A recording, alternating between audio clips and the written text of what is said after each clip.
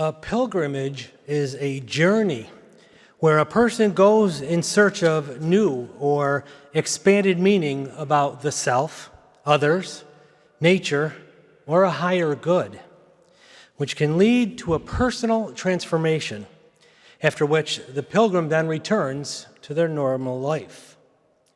Pilgrimages are made by people all over the world. It's said that over 7 million people travel to Lourdes, France yearly, not only to honor our Blessed Mother, but also to be healed of spiritual and physical ailments. Millions travel to the Ganges River, as it is believed that anyone touching the purifying water is cleansed of their sins. And almost 1 million Buddhists travel to India each year to sit under the Bodhi tree, so they too may be enlightened, as was Siddhartha Gautama, better known as Buddha. These pilgrimages may be at a certain time of year in order to fulfill a requirement of a religion, or maybe just done at any time that that person feels the need.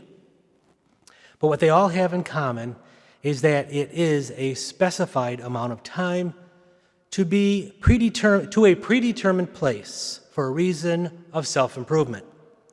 And then the person goes back to their regular life, hopefully with that enrichment of the travel. Maybe we could use this Advent to increase our hope that Jesus' second coming is our goal. Hope is the confident expectation of what God has promised and its strength in His faithfulness. God has promised us life eternal and that He will do what He says. Leaning into Him and allowing that hope to grow could bring us to an inner peace, a peace that may be helpful should we be faced with a crisis. Hope can also be looked at as an optimistic attitude of mind. It's based on an expectation or desire. An expectation or the desire of God's promise to us. The hope we have for this promise must be strong, and we will find that it will carry us through dark times. Times maybe when life looks bleak, or maybe we feel our life is out of control. These are times our hope in God's promises carry us. One person who certainly relied on hope was our Blessed Mother. Hers was a pilgrimage of sorts, and one that we commemorate tomorrow on December 8th, which is the Feast of the Immaculate Conception. Belying this feast is all of our beliefs that Mary was immaculately conceived, being born without original sin. We could quite possibly believe her pilgrimage of burying Jesus and raising him began there. We have Mary, the uncorrupted ark, carrying the uncorrupted Son of God, which was her main journey or pilgrimage. And maybe she didn't quite live a life that we call normal after Jesus was born, but she did raise him, I'm sure, as any Jewish mother would have at that time. We have gospel truth on that. Stories of bringing him to the temple for the presentation, journeying to Jerusalem with him for the holy days, only to have lost sight of him and find him in the temple several days later. Mary's pilgrimage is one that would be most special, maybe quite doesn't fit the definition of pilgrimage, but there's always exceptions. But without doubt, Mary, by her actions, had strong hope that God's promises would come about. How do we know we need to take a pilgrimage? Maybe it's something that's churning inside of us. We have to take time to search and ask ourselves questions to find out what that could be. Questioning is the start of any search or journey or pilgrimage. We have to start with a question, because without asking a question, there would be no answers.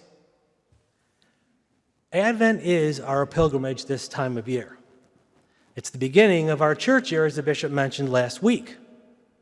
It lasts 4 weeks. It has rituals. And we're to go back to our regular lives when it is over, having been enriched by this pilgrimage. We don't have to actually go anywhere far away like France or India, but we may want to get away just the same. The secularism of the Christmas season can get to us. The increased crowds no matter where we go. The continual seasonal music we hear at many places. The TV programs that center around a Christmas miracle. They seem to be on 24/7. So that's why we separate our religious pilgrimage from our secular daily world. The two seem almost to be in contrast with each other, but related by the time of year we're in. The buying of gifts represent the gifts brought to the baby Jesus. But the cost or number of gifts may take us far from the intended meaning. The music in church is selected to enhance the liturgy, but the music in stores is set to enhance our spending. And the decorations in the church are minimal until Christmas Day to keep us focused on the second coming. But the decorations outside can be overdone and lose the reason for the decorations. The secret is to merge the holiday season and the Advent season as it comes to an end, and then to take what we learned with us to become better people. Advent is a pilgrimage we are to take in order for us to find a new meaning in our life or make some personal transformation. And then when the season has ended, go back to our regular lives where we have integrated that difference into our words and actions. Last week, the bishop made a point how taking Advent to do just that could be a good idea. He even listed some areas where people may want to look at and see if we spot any improvements that can be made. We can think of the ways people spend their time with God, in prayer, in works of mercy, and in pilgrimages. This year's Advent could be our pilgrimage to obtain greater hope in us and in all our times of need.